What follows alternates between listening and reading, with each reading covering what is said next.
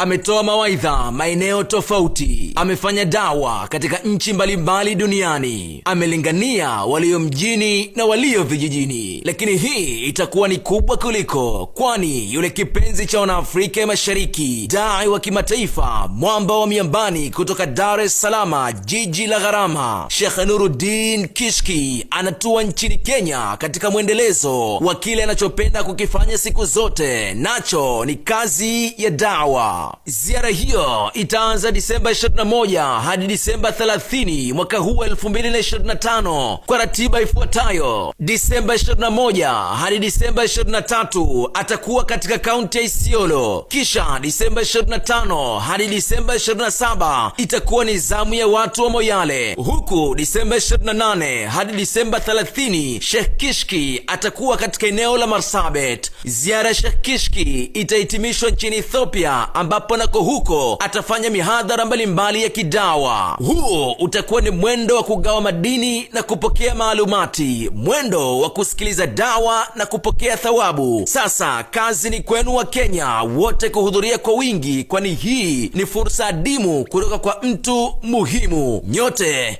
mnakaribishwa.